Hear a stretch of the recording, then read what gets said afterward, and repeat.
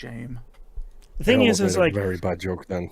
If the cards didn't look so nice, and I didn't enjoy playing the game so much, I don't think I would be collecting them. But like, I like both sides of the thing, and like, I am definitely not someone who's like in it for the big pull to sell it or grade it or whatever. Like, that's not what I'm for. I'm just like, ooh, I'm putting it in my binder, yay, that sort of thing.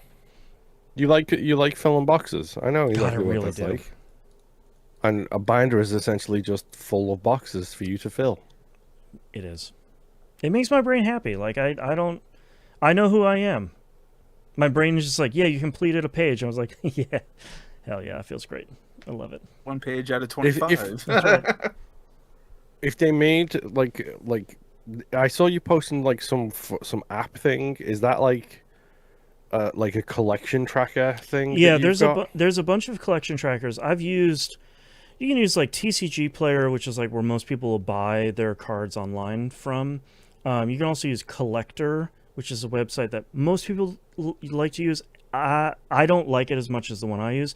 I use pkmn.gg, and partially because they have a binder view, so they show you in a different window how to lay out your binder depending on how you want to collect that set. So you can like set all your variables of like, oh, do I want to do master set? Do I want to split them out? Do I want to stack them?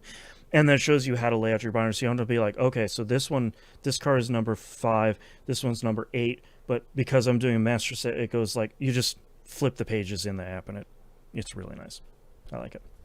Okay. But yeah, like, give you like percentage bars in that, because it sure does. I imagine. There you go. It gives you 2 percentage bars per set. One is your completion, so like one. You get 100% if you have one of each card, and then the master set bar, which is you have one of every version of every card, except for promo cards, because that's like a whole separate thing. Pharaoh and chat just said my face is looking better today. Oh no, it ain't. Yeah, no flirting. That's right. That's right. Yeah, I got black eyes today, Pharaoh, so it's actually worse. That's right. All right, are you guys ready to get started? Yes. Sure. All right, let's get started in 3, 2, 1. Welcome to a brand new episode of That Video Game Podcast, aka TVGP. I'm your host, Boston. Joining me as always is Moonpier. Hello. And the Nymph. Hello. Quick plug here for patreon.com/E1M1 or E1M1.cash. All of those ones are the numerical digit 1.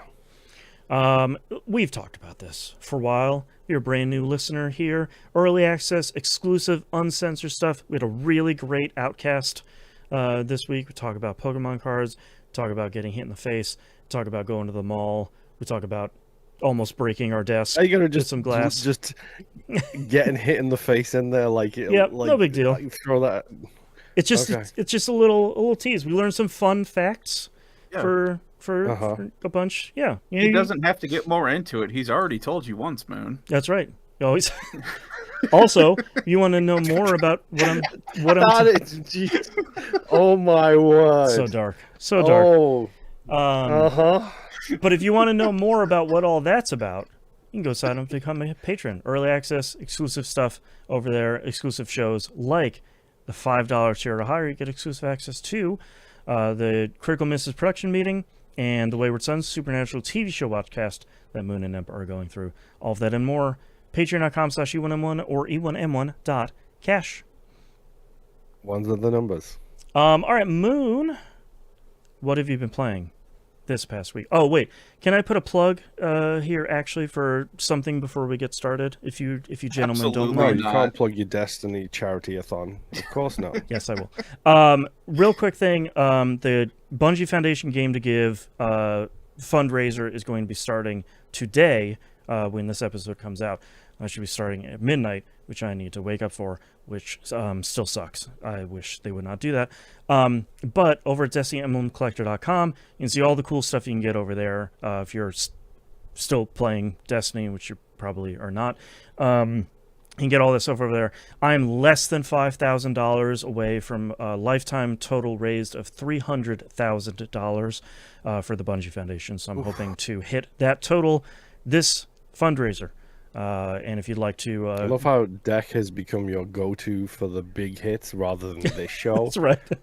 That's right. So if you'd like to go support that over there, it'll be running for the next 2 weeks, if I remember correctly.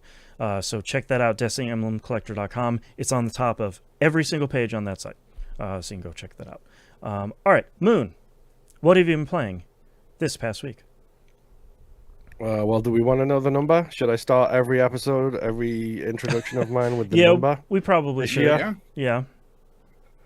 It's 711,085 is Wow. my current gamer score. Okay. Cool.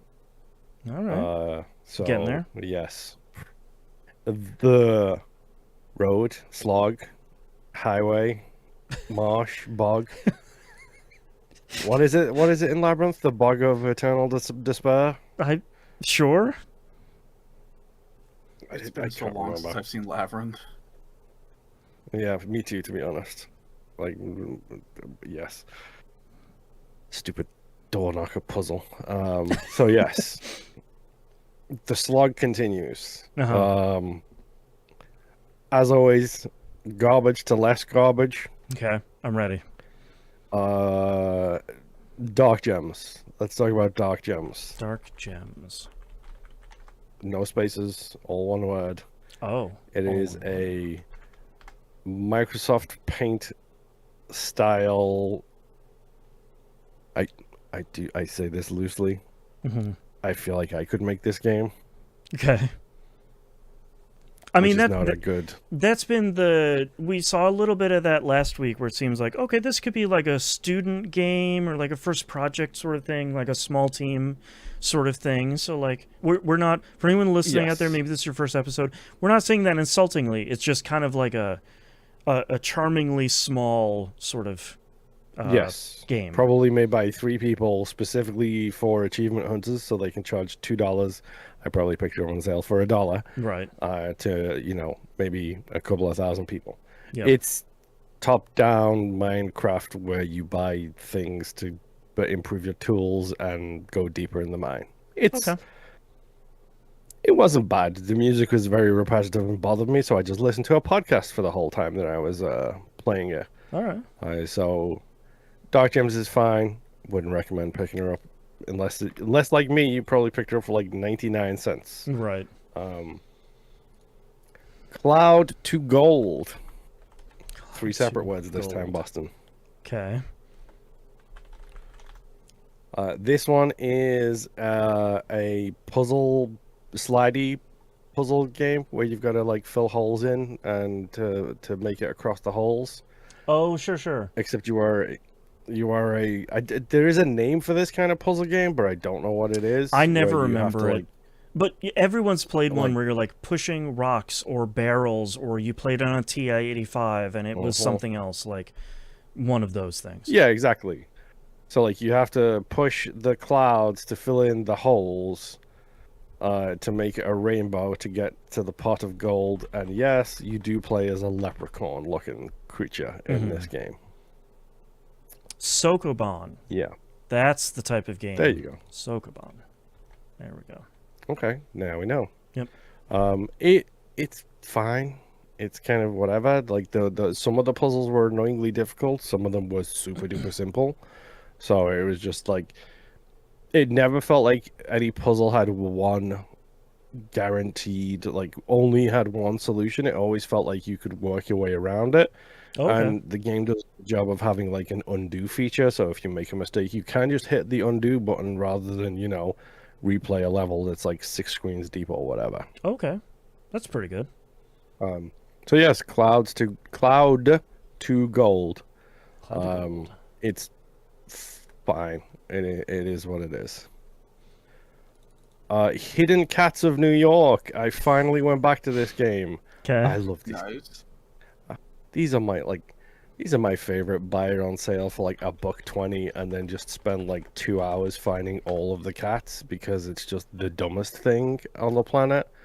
And also, there I are like a million of these games out, like the yes, and it Hidden feels like they Cats come out games. with one. Yeah, it feels like they come out with one all the time for like the seasons too. So like you have Yeah, Hidden Cats in Christmas Town, yeah. Hidden Cats in Spooky Town. There's Berlin, there's London. This one is New York, which is hilarious because it is full of New York references. Okay. Like there is Arachnicat is in there somewhere. Okay. There is Supercat, who it looks appropriately as you might think that name might go. But like as always with these games, like there's a bunch of humans in it too, and like the Men in Black are there.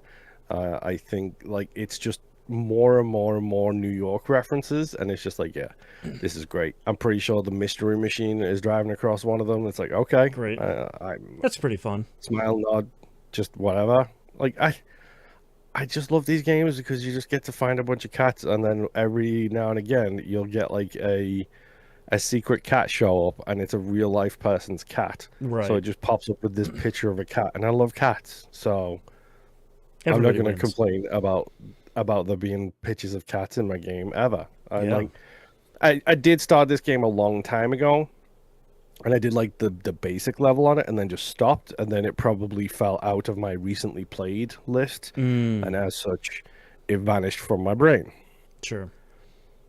I will say the Xbox now has a new update where the very far right hand panel in that recently played is play history, and it's like thousands of games listed in there basically, where Oh, it's just like okay. here's like the past like 40 games you've played essentially.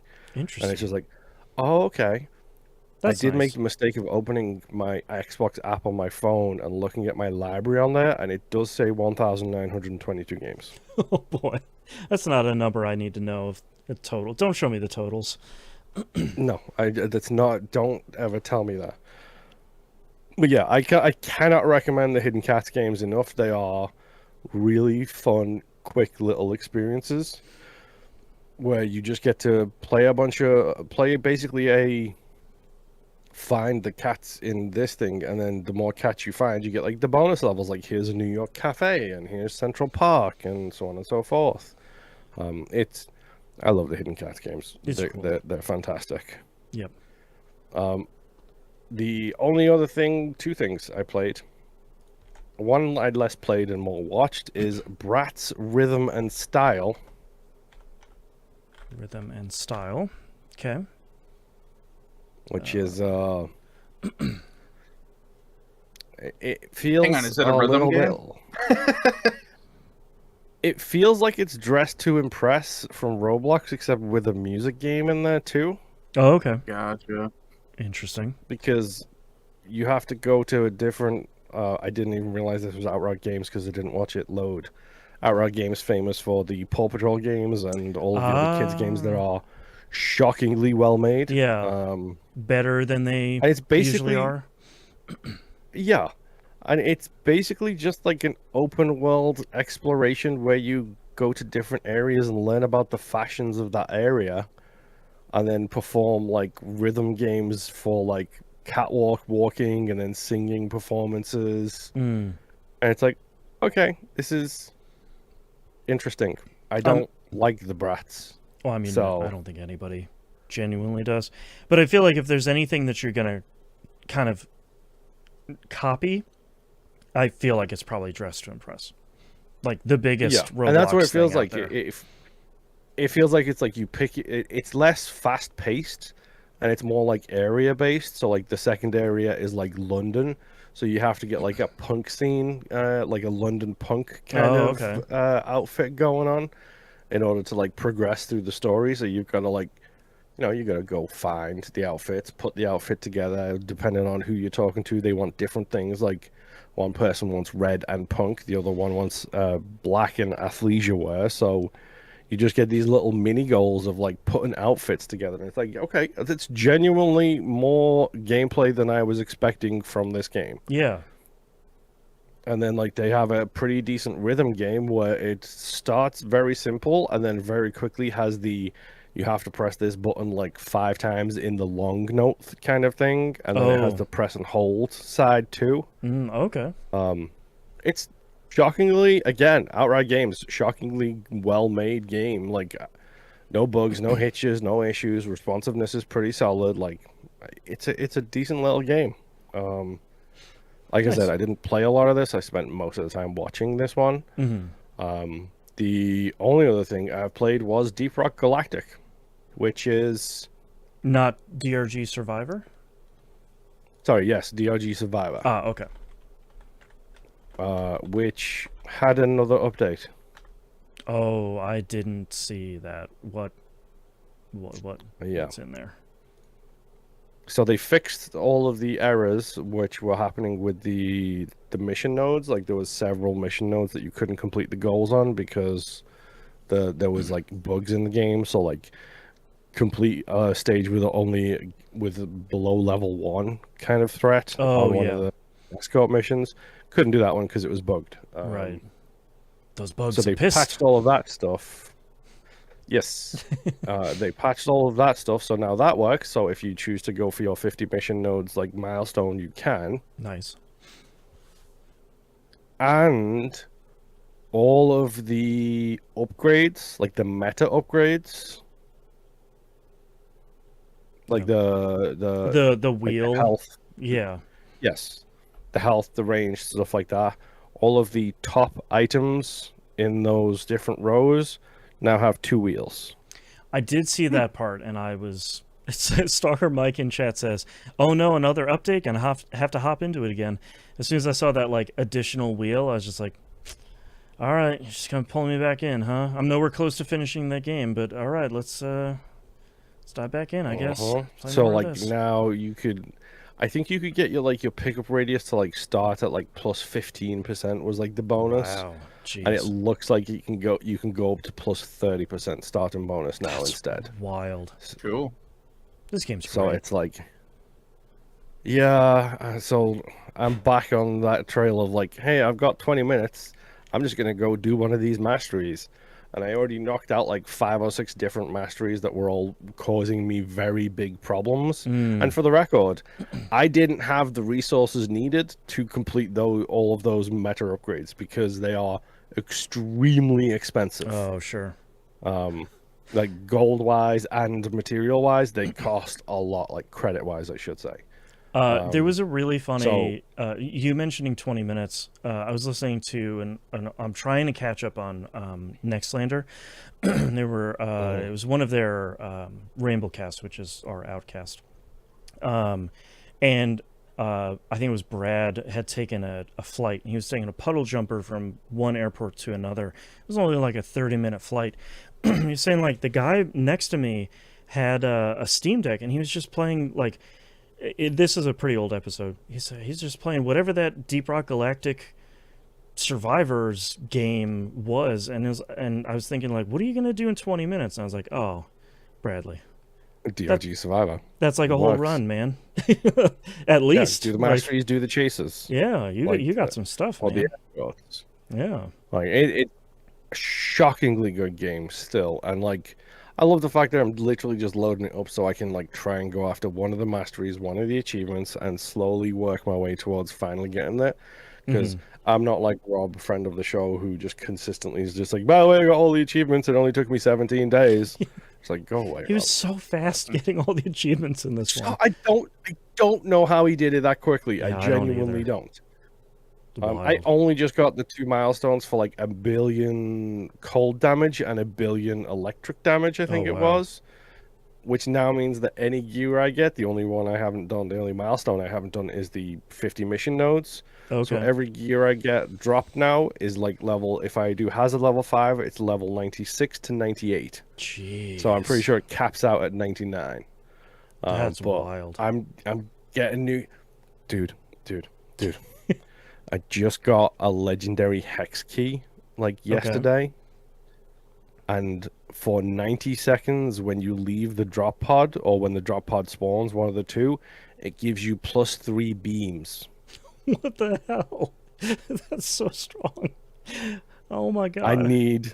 I need a beam run desperately. Yeah. I need a beam run Also, so like, I can just trash things with this legendary. that's what I want legendary gear to be like in roguelikes. Like, I want it to be, oh wow, that is really strong in the hands of the right run. Like, that's exactly how it should be.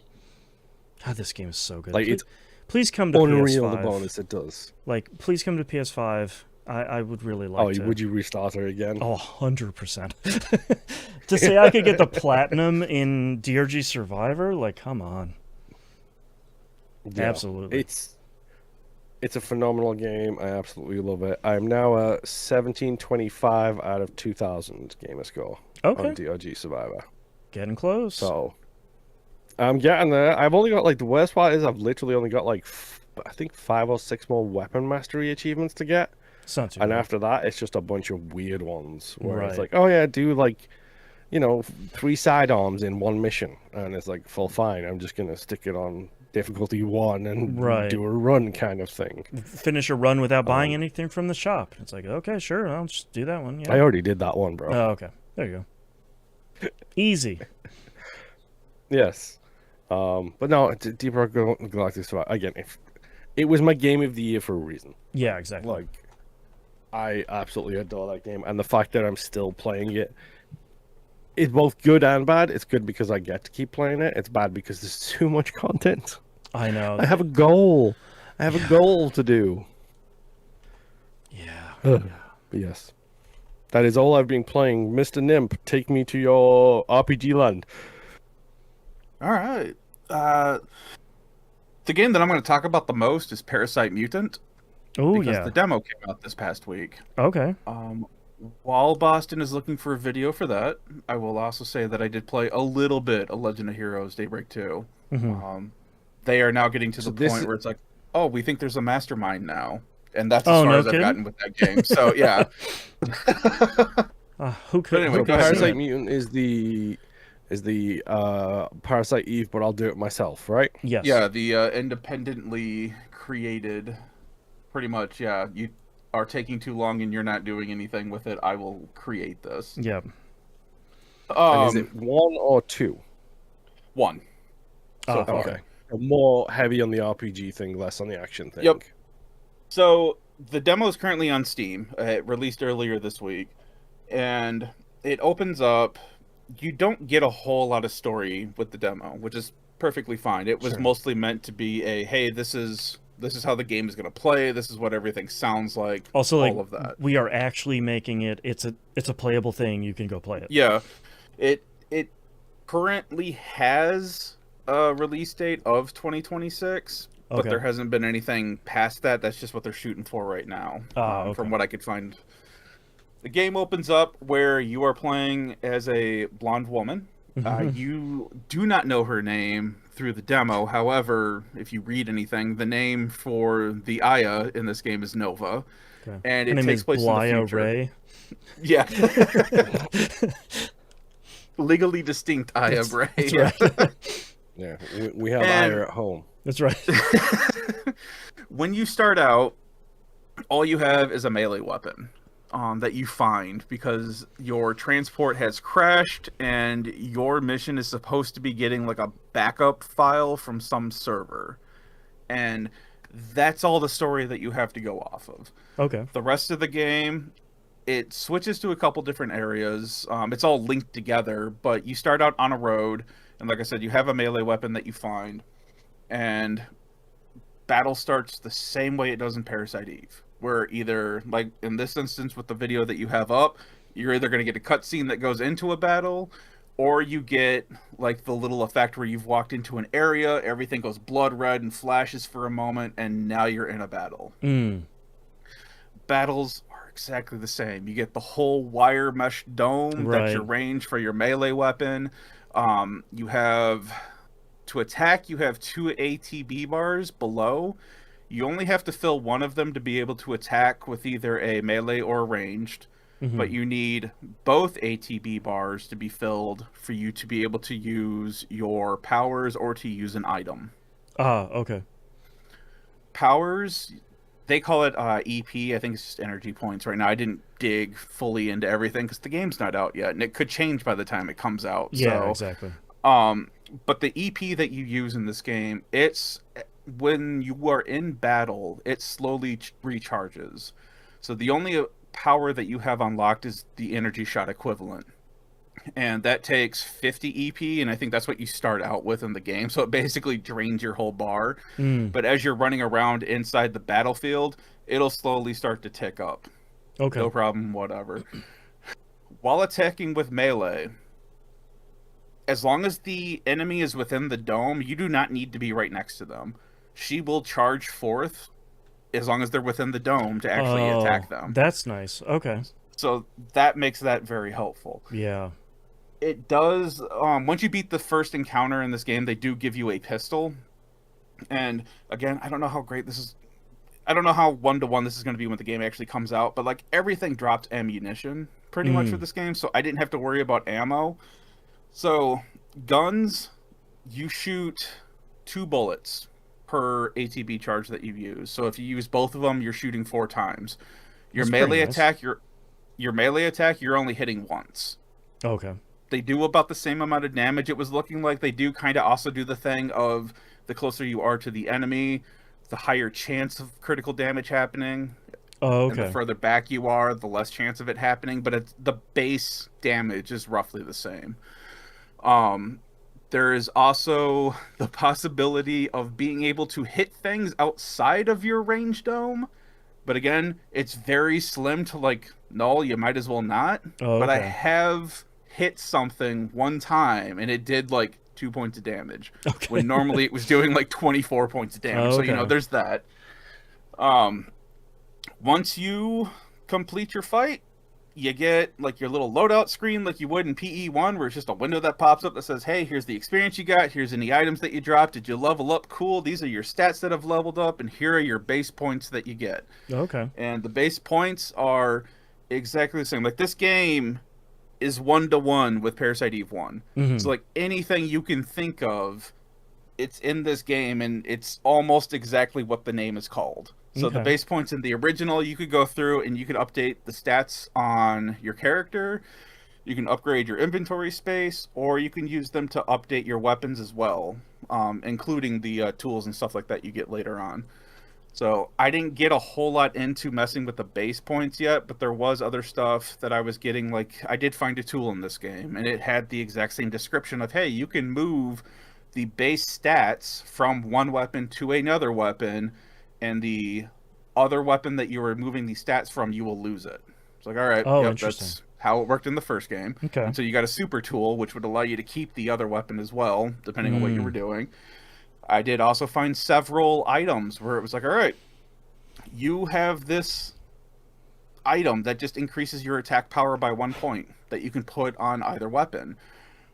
I then later found like a defensive one where it's like increases defense on your armor by 1 point. So, and the icons look a lot like the PE1 icons, Right. where the attack ones are red and the defense ones are purple. You know, so okay. it's like they're. It was a joke at the beginning, but this is legally distinct Right. Parasite Eve. It's all you know, very so- familiar. Yeah. Right. One thing that is different from the original game is this does have a map, and it does have a a Resident Evil style map of you can touch. What did I do? Hit the select button on the controller, because I have an Xbox controller plugged into my computer. You hit the select button on that, it pulls up your map, and it will show you, hey, this area is red, so there's something still in here that you need to mess with. Oh, nice. This other area is blue. You've gathered everything in this area. You don't That's have to worry about it anymore. It's like, all right, cool. There are things that you can break with your melee weapon in the world, which I didn't realize you could do, but it will show you. If you happen to walk by something that is breakable, it will put that icon on the map for you, and you can hover the little cursor over it, and it will tell you breakable object. Oh, wow. Okay. All right, cool. Let me run back here and find it. Now, if you don't happen to run by that object, that portion of the map will just be red for you to figure out what you're missing. Gotcha. So there's chests, there's breakable objects throughout the area that I found. There's only one area that stayed red for me that I could not find anything in. And I almost want to reload my file just to try to see what I was missing in that area, because I could not find anything. But continuing to play the game, like it just felt fun. Like, Yeah. we go from the streets, we go into a building briefly, we get like a small little puzzle of this individual has a security key, there's a lockdown that's happening, you need to find this individual, you find his body, you take information off of him to then unlock a computer, to then find this guy's phone in a locker that you need a code for, and it's like kind of like the whole Resident Evil step thing of, okay, I have this item, what is this for? I don't know, I'll find something for it Right. later on, and then you eventually do, and it just kind of puzzles its way out. There are 3 technically boss battles, definitely 2 that I would call a boss battle, and the first one's kind of like a mid boss, like an intro to doing the fight kind of thing. The middle boss battle was kind of interesting. I'm not going to ruin any of them in case anyone wants to run the demo, but the last one definitely looks like a xenomorph. Okay. And that thing is like 9 feet tall and wow. has range. Oh, jeez. And there was a brief moment where I'm like, I don't know if I can survive this fight. Oh, wow. So, a lot of running around and kiting them around the map to be like, okay, I can shoot them now. And then, of course, some of them are smart enough where when you go to select what attack you're going to do in battle, everything freezes. And a lot of times the enemies can't move, but this boss, every once in a while, I don't know if I was just hitting it as it was about to perform an action or not, but there would be times where I'd go to shoot it, and they would still be frozen in space, in the space that they were in, but it would have started jumping out of my range, so now it's kind of in this it's kind of in range, but kind of out of range Okay. thing. So you kind of have to pay attention to your timing for when you're getting ready to do an attack, because if they're already starting to move, it may still just put them just outside of your range, depending on the area and all that. So that was a lot of fun to figure out, but 100% this is just Parasite Eve 1, and that's all I want it to be. Yeah. This doesn't need to be anything else, and it's funny watching people complain about, well, this is just Parasite Eve. It's like, Yeah, man. Why are you here? That's the selling point. Like, I don't know if you know, but it's been a while. yeah, they don't make them. So, like, yeah, man, that's cool. But the demo for me took me about 40 minutes, and I could have done it. I could have done it way faster, but it was just me walking around and trying to make all the areas blue, and then me just like looking at stuff. Like, I took a bunch of pictures on my phone, because there's one point you go into a sewer area briefly, and it's like, hey, I marked where you need to go. It's like, okay, I go in there and I see these red arrows, and they're all pointing for me to go left. And I'm like, okay, that's the path to progression. Let me go to the right to see what items are down here. Yep. True gamers know these 5 weird tricks. Yeah, exactly. The funny thing is that the arrows were actually flipped backwards. So they're all pointing to the left. Path of progression was actually to the right, where I went. And it wasn't an issue, because it sent me to a grate that I was looking for, and it sent me to a save room. I'm like, okay, I'll just save. Yeah. And then I'll go the other way before I continue the way I was going. And then I found the items that were hidden there. So I am super excited for this game to come out. The inventory system and everything is kind of how I would imagine a modern Parasite Eve to be. The music sounds good. There hasn't been any voice acting in this. I don't know if there will be. It won't turn me off one way or another if there is voice acting. Right. But I mean, it's what I want it to be. It's just, hey, let's just make another one of these games, because that's what I want to play. Yeah. And that's all we need. And hopefully this will help get the actual license out of whatever hell it's currently living in right now, because this isn't just Square being like, no, we don't want your money. There's some weird bunches of stuff going on with licensing. Like, there's a bunch of weirdness. The book, the movie, like, there's all kinds of things tied up, and it's split between Japanese, legalese and otherworldly legalese. So there's like a bunch of crap happening that makes it seem like it's just a huge nightmare to try to get a real remake going. But I'm I'm just looking forward to this game. They I hope they release a physical version because I would love to buy that too. Yeah. But the demos just got me more excited. And I would highly recommend anyone go play the demo. It doesn't look like it had very high specs, so if you have a mid-tier rig, you'll probably be fine. This wasn't pushing mine very hard at all. Mm-hmm. So I would highly recommend just check it out. It's a quick demo. Yeah. It'll give you a feel for what is hopefully going to be a really good game. And I can't wait to play more of it. You do cool. find out once you beat the final boss in the demo, there is a little bit of story that is dropped that keys you in on who this character is that you're playing as. Okay. I'm not going to spoil it here. Let anyone who wants to play the demo figure it out. But it's like, oh, that's an interesting turn of things that's happening here right now. Interesting. That's a Parasite Mutant. Demo's out now. And that's all I had time to play this week. Oh, okay. I've been busy, so unfortunately. Yeah, So. I have also been busy. So I'm streaming, but it's a lot of Stardew Valley because I'm like way deep into that. But did really want to sink my teeth into a new RPG, new for me RPG. And I realized I had not yet played Dragon Age: The Veilguard, so I fired that up, and I'm gonna be playing that now. I saw that on your stream schedule and I was like, oh hey. Yeah, he's finally getting around to it. Yeah, I actually watched you play it. You getting chastised by a character that you cared for. Yeah, there's a character in here, Strife. I especially do not like that character. I really love Dragon Age 1 and 2 and Inquisition. Obviously for very different reasons. But I really love all three of those games. They're all arguably games of the respective generations, easily. Yeah, and Dragon Age Origins is like an all-timer. And 2 obviously has problems. I love it dearly. So like I feel like I had appropriate expectations coming into Veilguard because it's not a stretch to say Veilguard did not have the warmest of receptions for a lot of reasons. So I went in, obviously, I've played 3 of these things. I'm not expecting Dragon Age Origins 2. That's never going to happen. But I also wasn't really expecting... God, what if? I know, what if? I could probably just play Baldur's Gate 3. But I also wasn't expecting Inquisition 2.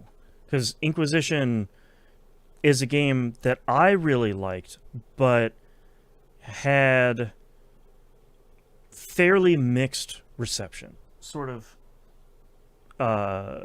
critic-wise and player-wise.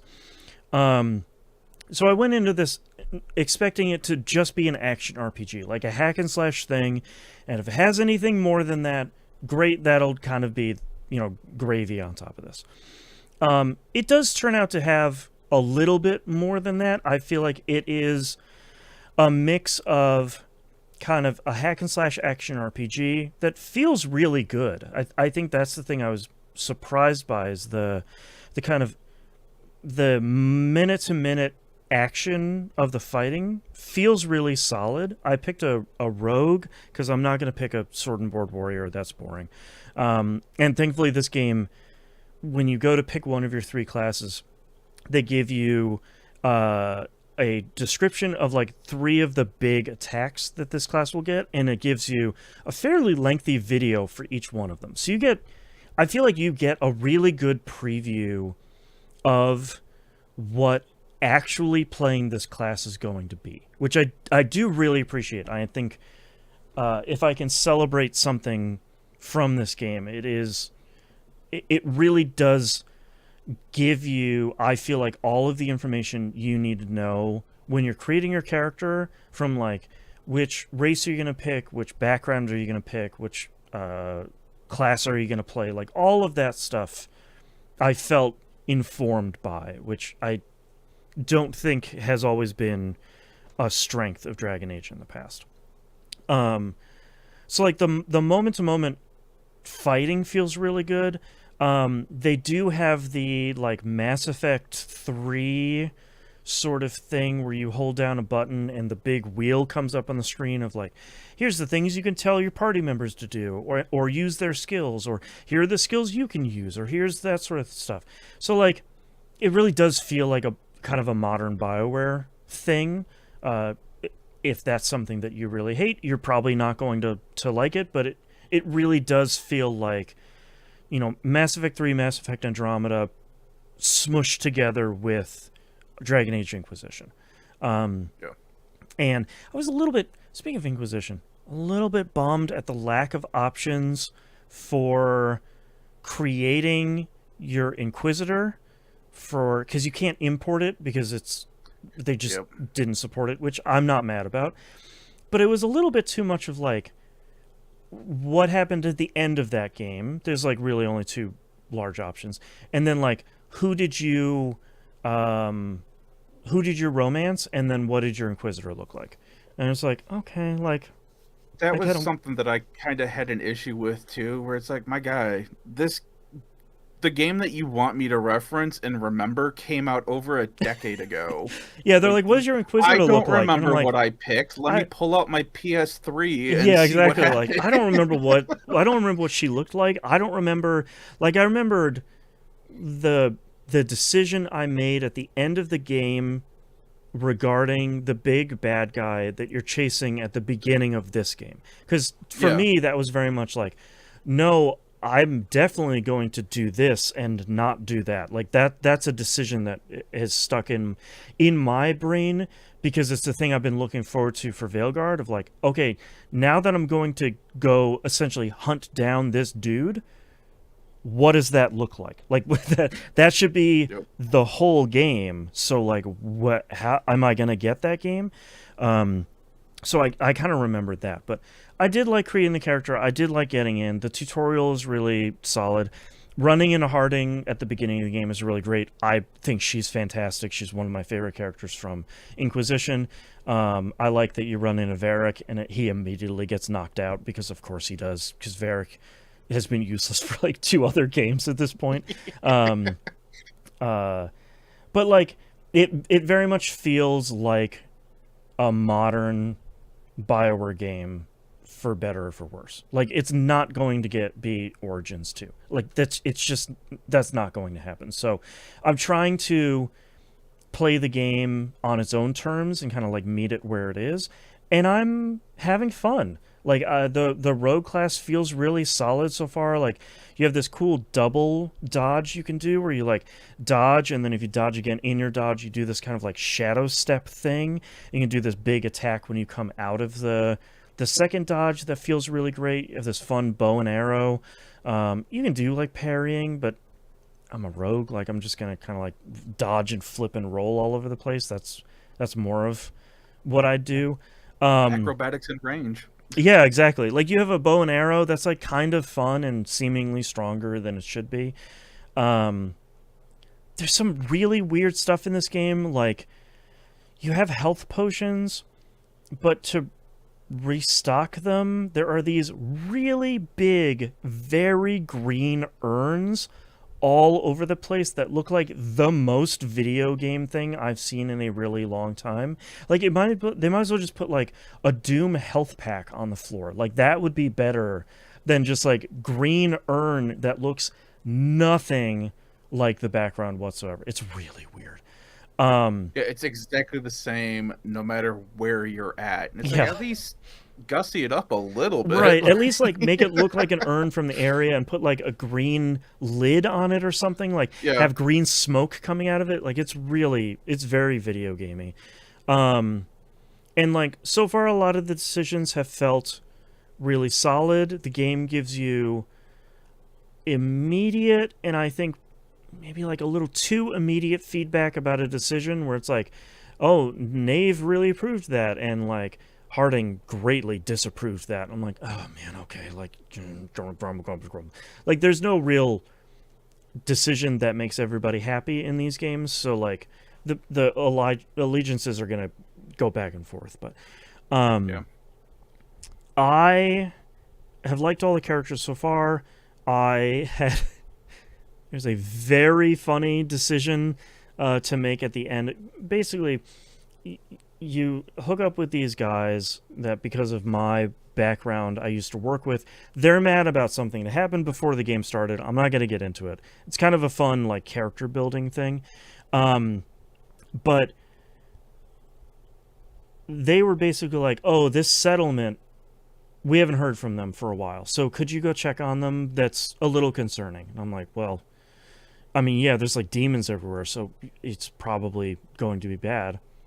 Spoiler alert, it's real bad.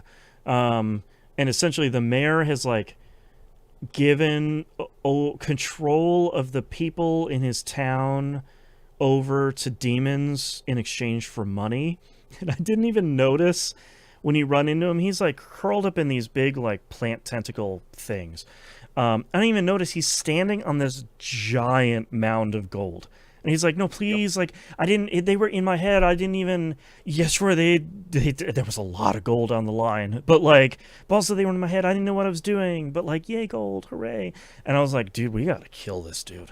Like, we're not, this is a bad guy. And most of my party was like, no, man, like, he could probably fix him. Like, and I'm like, no. This is a bad, like, we're going to kill this dude, or at least, like, not save him, and very clearly not save him. And half of my party was like, tisk, tisk. And I was like, no, come on, man. Like, this dude needs to die. That was a lot of the issues. Where it's like people who would have been clearly aligned with the decision that I was making were even like, man, that was a bad choice. And I'm like, who the hell are you? Just a moment ago, you wanted me to wipe out everybody in this village. He fed everyone to the demons for money. Like, yeah. It's literally capitalism, man. We're all against it.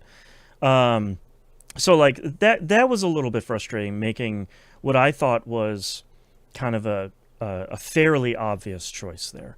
I can't wait for you to get to a big choice. I remember you talking about a big choice, like that immediately floored me, because I'm like, what is everybody's problem? I will kill every single one of you. I made the right choice. Like, what are you? So I'm like really interested to check that out. Before I hit my last like big issue with this game, I actually really do like that when you're creating your character, they show 3 different armor sets. They show like an aspirational armor set, which basically looks to be like, here's going to be the like legendary armor or whatever that you're going to put together throughout the game. It's like the ultimate version, looks wise, for the starting armor you're wearing. And it shows your kind of regular armor, and it shows like a really casual kind of outfit that you're wearing in the hub. It's your lazy day wear. Yeah, exactly. It's like your sweats, your fantasy sweats. Yeah. But what I didn't realize is that all of the people in your party also have like a casual outfit as well. So like Neve or whatever, the lady with that really dumb hat and the really cool like robot leg, she, when you wake up after the events of the prologue, you wake up and she's like completely dressed down in casual stuff, and like so's Harding too. And I was like, that's actually really cool. And it sounds like such a small thing, but the majority of the time you're playing these games, it's usually like your character's like, I can't believe I get to finally kick my feet up and rest, and they're just in full plate armor. It's like, that's maybe doesn't make as much sense. So it's nice to see something that it feels really nice like that. I also want to point out too that especially with Neve at the start, she is like heavily injured. Like she has a black eye, much like Moon, and a busted nose. And it stays in my game that way for a good portion. In my game, depending on your choices.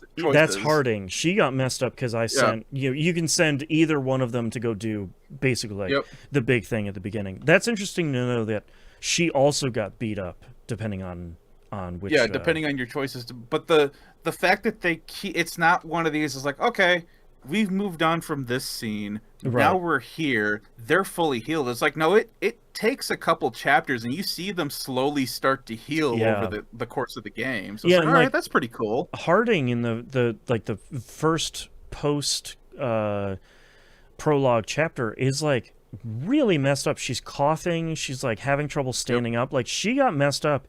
And like you said, it's not just like, I slept at the inn and I'm right as rain. It's just like, No, man, all of us got really messed up. We are struggling to keep it together. And I do appreciate that too. I think my big problem with this game so far has been the writing. It's bad. It is like the most like Joss Whedon, the Marvel universe when it's at its worst, like quippy, like, I just fought an ogre. Did you guys just fight that ogre? Oh, I can't believe we just fought that ogre. It's like, oh my God. Like, and it's it's made worse too by the fact that this was a game that was released right in that like 1 or 2 year time frame where games didn't trust you to figure out a puzzle.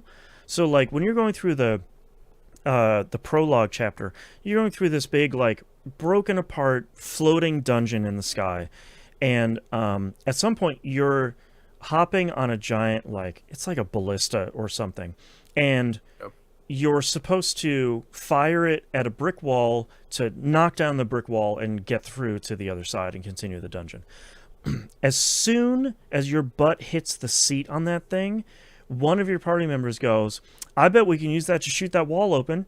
It's like, bro, I don't even have the reticle up yet. Like, it's so emblematic of that time. Like, Horizon Forbidden West was horrible about it too, of like, I bet I need to shoot all the supports off of this bridge to get through here. And it's like, I'm not even looking at a bridge.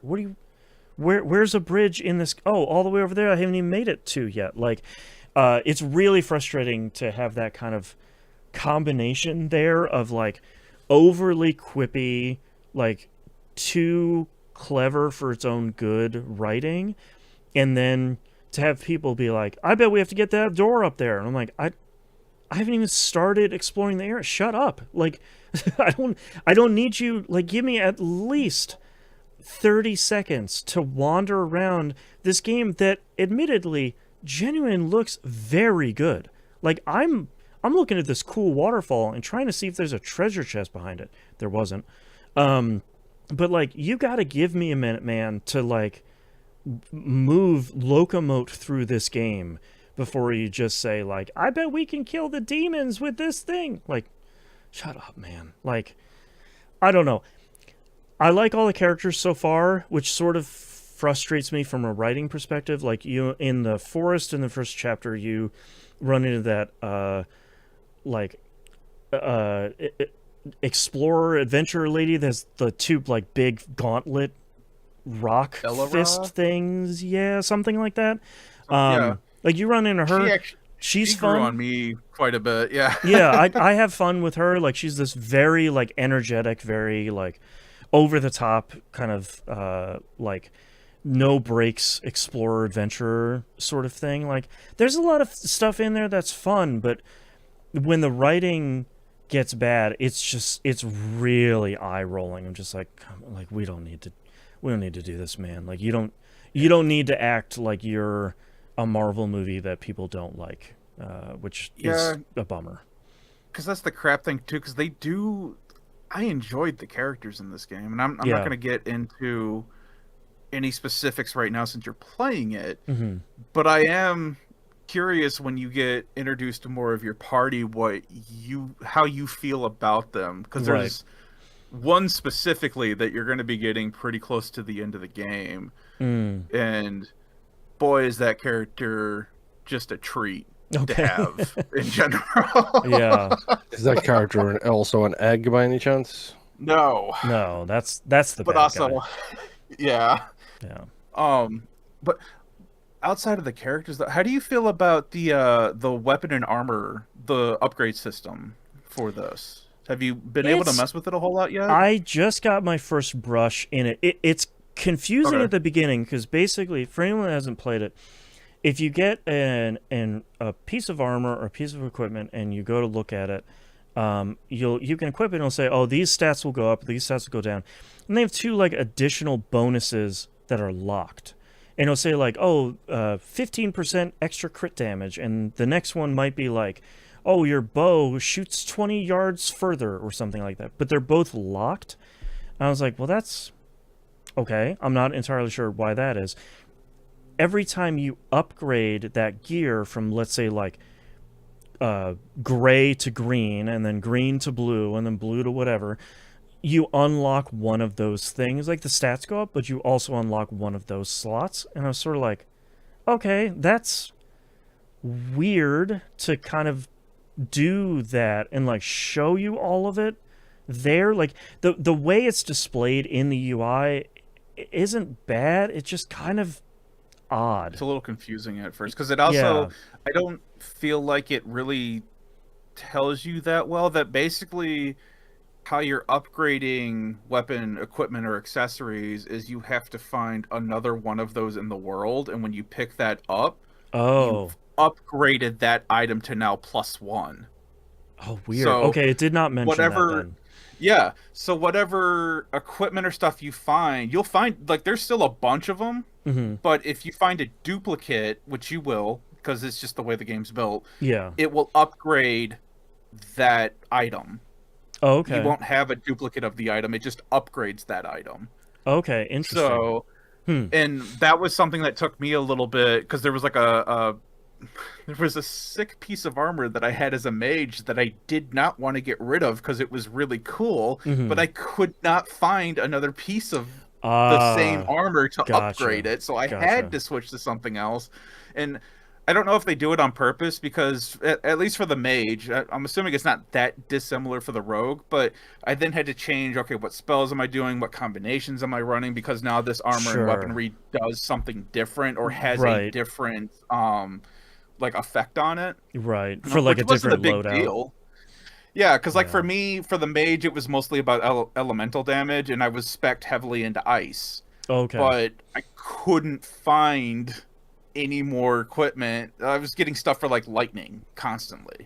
So it's like, okay, I guess I'm going to spec over into lightning, which wasn't a huge deal. The lightning stuff was pretty cool as well, but I really loved the ice stuff. So as soon as I found equipment that upgraded that up to what it needed to be, I was like, all right, cool, back into ice we go. But so I don't know if it's just the way that it was set up, or I never looked into it. It could just be RNG, and I just had really bad luck, because that's just what happens to me. The whole game is interesting so far. Like, I think I've played 2.5, 3 hours, I think, because I only played it on one stream.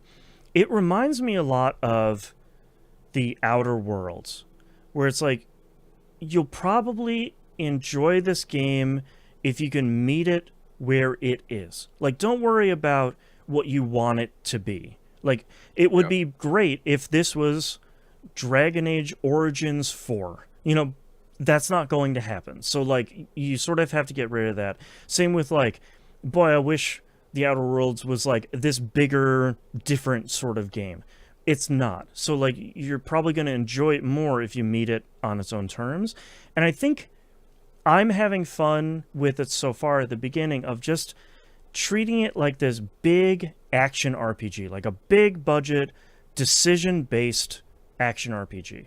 And I feel like I'm having a fairly good time with it so far on those terms. And if it doesn't become more than that, and it doesn't overstay its welcome, I'm probably going to be fairly happy with this. But if it gets too long, or if the writing continues to devolve, or it like turns into something even stranger, I'll probably have a problem with it at that point. But so far, it's solid. Like, I'm not expecting anything it isn't, and I'm having a pretty good time, just like hack and slashing and dodging around and making decisions with my party members. Like, that's kind of all I was looking for, you know, I could have actually started to finish SMT5. Like, I know what that game is going to be, and I know how long that game is going to be. And I definitely was looking for something more in the realm of this game, which is like, I'm looking for something a little bit more actiony, but still an RPG at the same time. And so far, I'm having fun, and that's kind of all I'm looking for. And so far, I am excited to play more of it, because I do want to kind of see where it's going to go, especially story-wise, because it is, for better or for worse, it is picking up after the ending of Dragon Age Inquisition, which, like you said, came out way longer ago than I remembered. So there's a lot of stuff they're referencing, and I'm like, oh, okay, like I sort of remember the highlights of Inquisition, but I kind of don't remember more of the details. So I'm just gonna keep riding with it, I guess. And we'll see what happens. I remember who the bad guy is, so let's go kill that dude. 2014. I just had to look it up right now. That's way longer ago than I thought, man. I knew it was about a decade, but leave the hinterlands.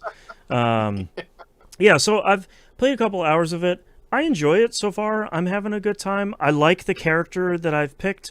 I do really, really, really like. I forgot to mention this in the character creator. Multiple pronoun options. He, she, and they, and the variants of those. I do like that they don't reference the body types as like masculine and feminine.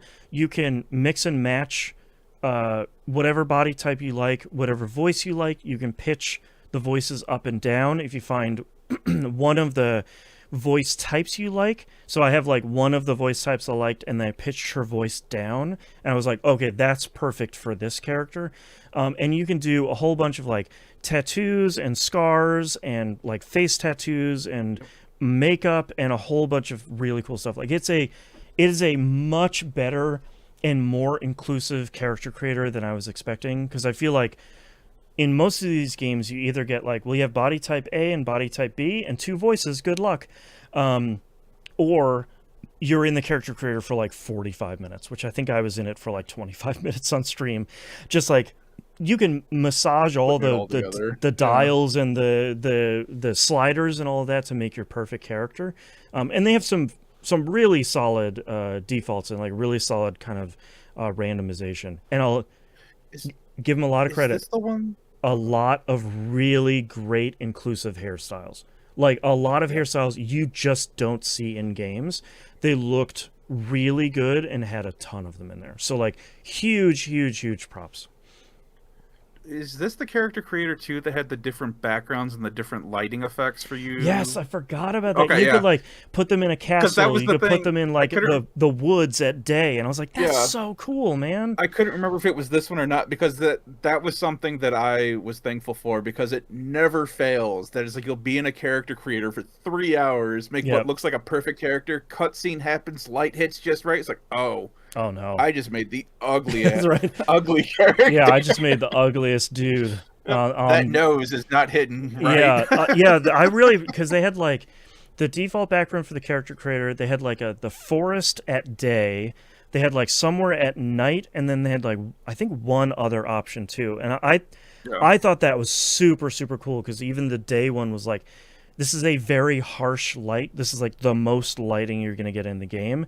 You can still spin your character around. And you can still like change your character in the character creator with the lighting like that. Like it's really cool, and more than I would expect out of a Dragon Age game. Like if you would have told me that's what Baldur's Gate 3 would have done, I would have definitely believed you. So that was super cool. Anyways, started it. Largely enjoying it so far. We'll see how I feel once I kind of dig into it and kind of get a little bit deeper into it. But that's all I'm playing this week, so let's take a break. Yep. Oh, man. Okay, Shrimp is trying to chew on a box over here.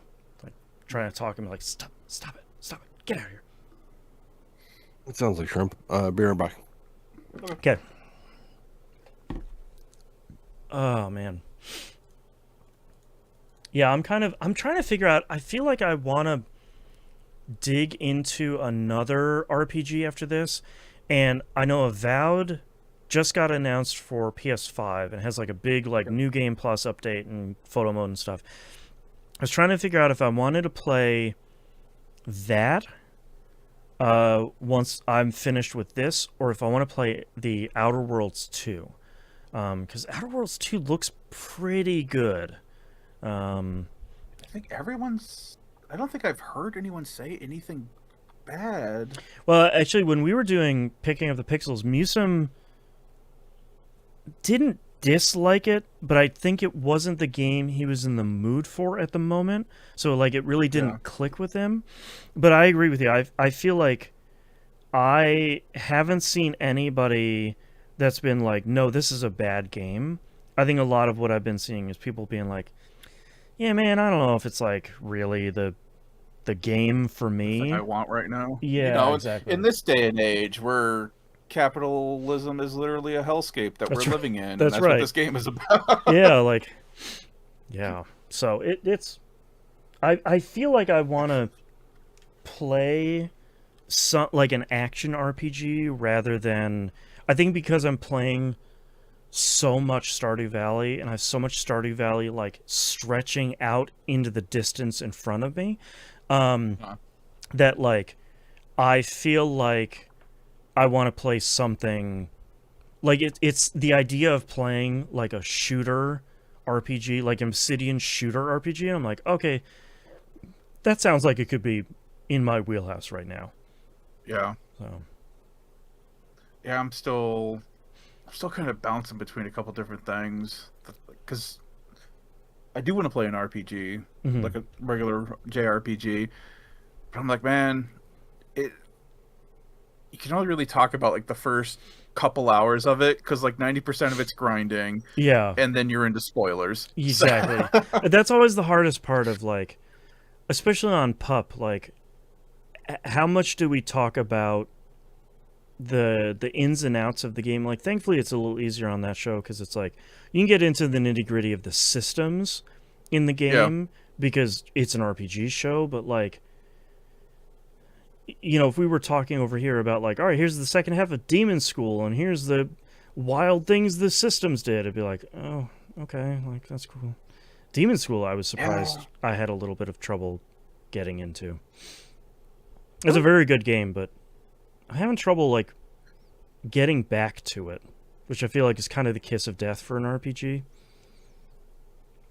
could also just be one of those things. It's like, it doesn't feel right, and then you boot it up again. You're like, no, this is what I was missing. Yep, game of the year. I love it. Yeah. Yep. Yeah. I don't know. I feel like I've been.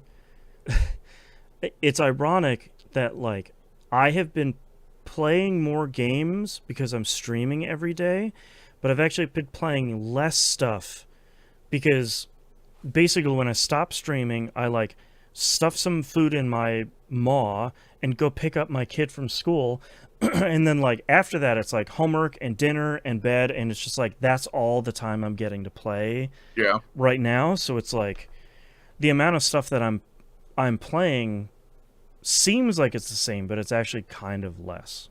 So, which is you get a simple side piece game. That's right. That's right.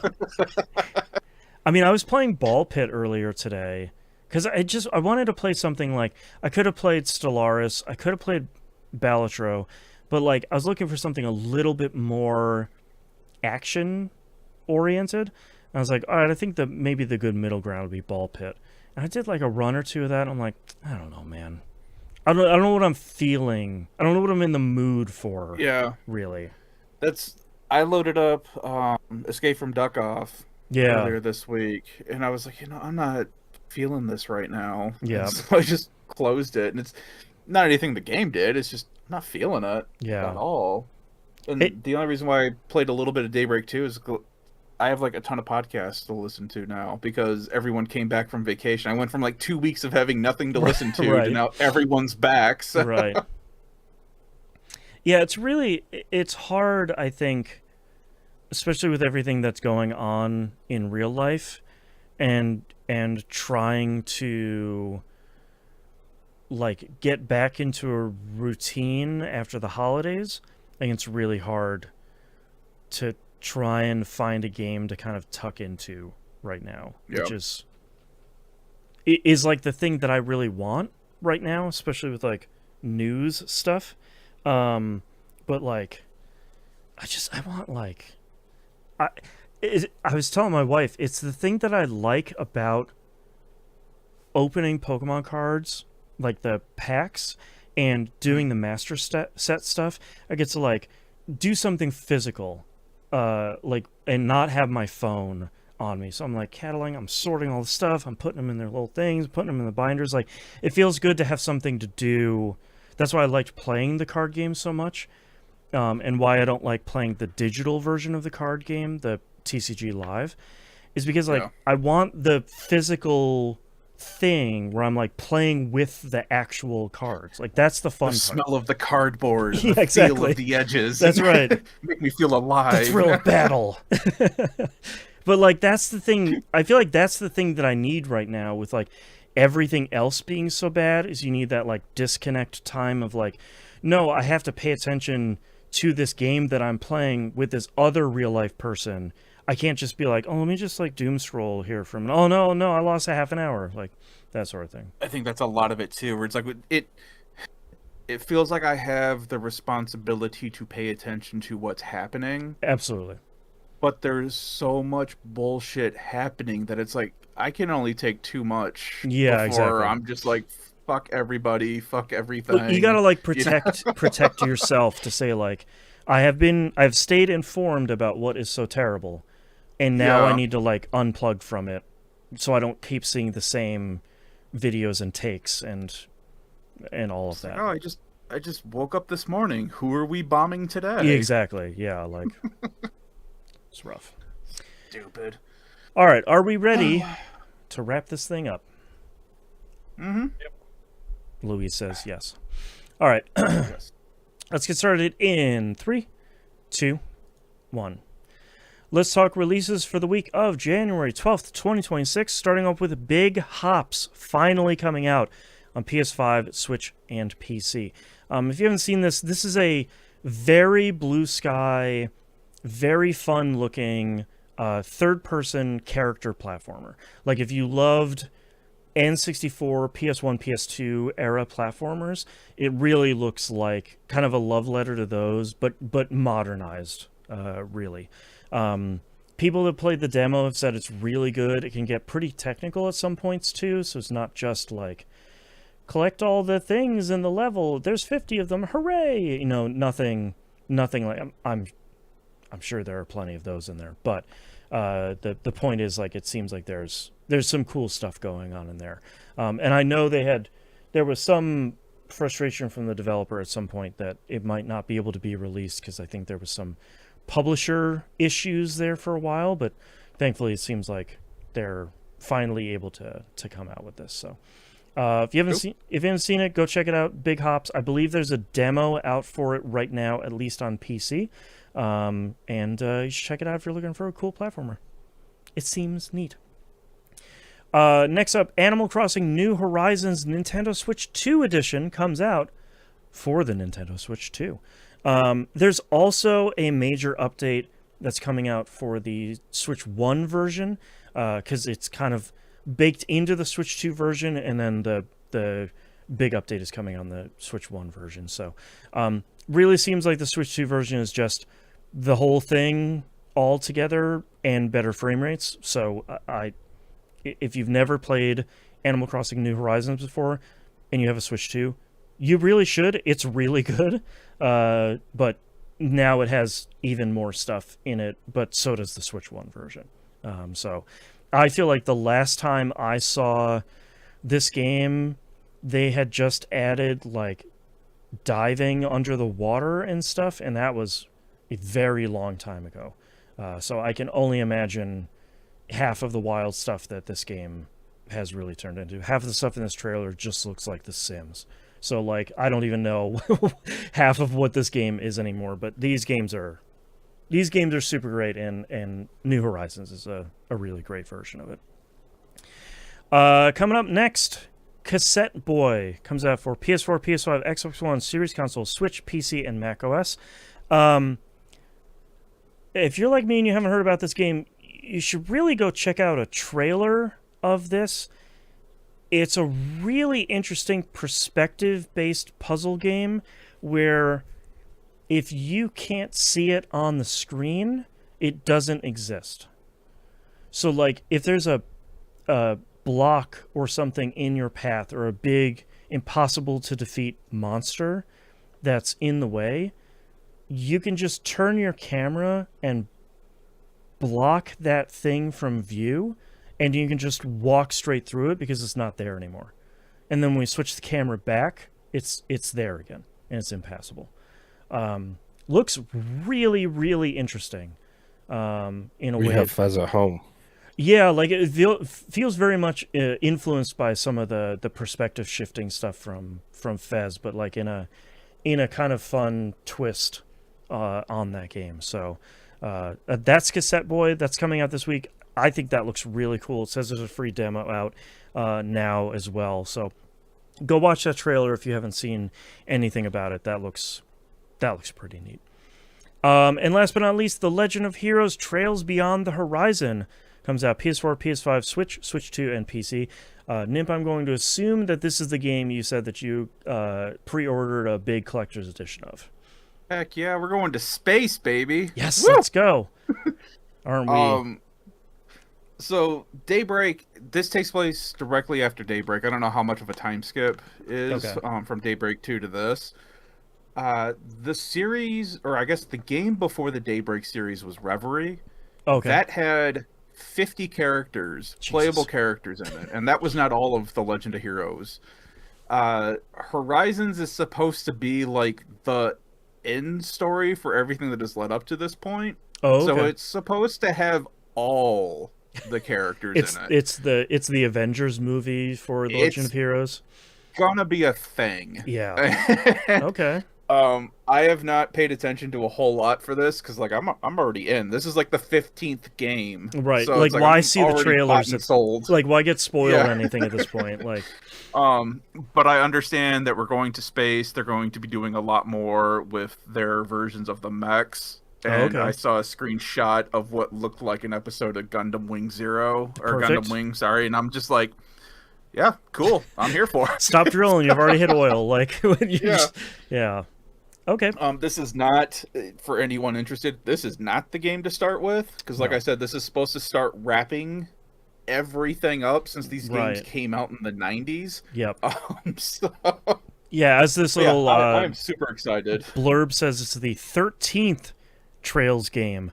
But you don't have to start at the beginning if you don't really want to. Although I have heard the remake of the first Trails game seems to be really good.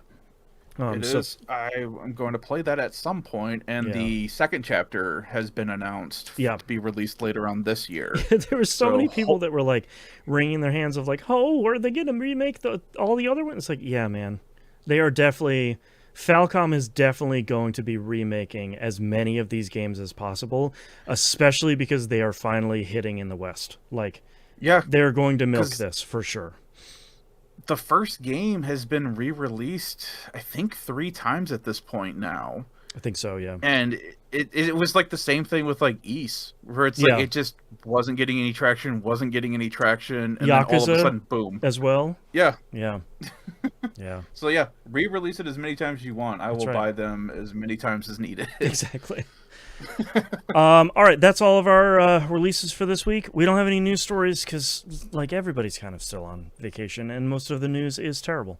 So still a lot of union busting out there. Wouldn't you know it? How coincidental? A studio unionizes and then gets shut down just out of nowhere. How strange. Anyways. Thank you for listening. If you'd like to visit us, you can do so at tvgp.tv. Everywhere to find and follow us is on the right-hand side of the page. Don't forget to join our Discord server, discord.tvgp.tv, best community on the internet. That's where we'll hang out and talk about gross food, largely. That's really the main drive over there. Don't forget that you can check out our Patreon over at patreon.com/e1m1 or e1m1.cash. Those ones are the numbers. $5 a month is the recommended tier. That gets you everything. Whew, made it. Anything above and beyond that is greatly appreciated. If you can't support us financially, please remember to like, comment, subscribe on the YouTube videos. Go follow us on Twitch because we live stream every week. You get to see the show. We'll probably read your comments off on the live on air. Rate us positively on your podcatcher of choice. That really, really, really helps not only this show, but any show that isn't like super monstrously huge. And we are definitely not at that scale. So that stuff really, really, really does help, and we would really, really appreciate it. I do want to make one more plug here real quick for the fundraiser that I got coming up, since I'm so close to another massive milestone. DestinyEmblemCollector.com for the next couple of weeks. Have a fundraiser over there. Support the charitable foundation of the Bungie Foundation that does a lot of stuff for kids in hospitals, especially their Look Up Their iPad for Kids program. That's really their kind of flagship thing. I will be doing a fundraiser live stream as part of the Bungie Foundation featured streamer program on Tuesday, this upcoming Tuesday on the 13th from 10 a.m. Pacific until noon. So if you want to go over there and watch me suffer through some randomization in Destiny 2, you can come see that. I think that's it. So we'll see you all next week. Bye. Bye. Bye. All right, Nimp. What are your titles? I only have 3. Garbage to Less Garbage, Don't Show Me the Totals, and Fantasy Sweats. Okay, Moon, what do you have? The Bog of Eternal Despair, So Many Beams, We Have Ire at Home, and It's Been a While. I have Road, Highway, Marsh Bog, and Fantasy Sweats. I also just didn't write down any titles. I kind of like Fantasy Sweats. Anything else jumping out at you guys? I don't have one title this week where I was like, it's got to be that one.